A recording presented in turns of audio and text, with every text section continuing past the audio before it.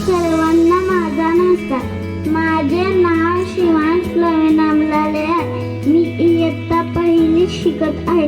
इथे जमलेल्या सर्व लहान मोठ्या मंडळींना प्रणाम करून मी माझे 2 शब्द सांगतो. आज 26 जानेवारी म्हणजेच आपल्या भारताचा प्रजासत्ताक दिन. प्रजासत्ताक दिनाला गणराज्य दिन असे म्हटले जाते. प्रजासत्ताक दिन हा आपला राष्ट्रीय सण आहे. प्रजासत्ताक दिन हा आपला राष्ट्रीय सण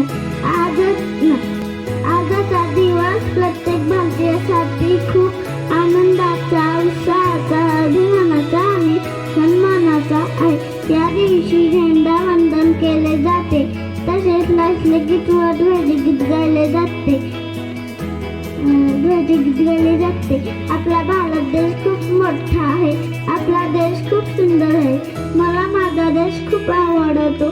एवढेसे बोलून मी माझे भाषण संपवतो.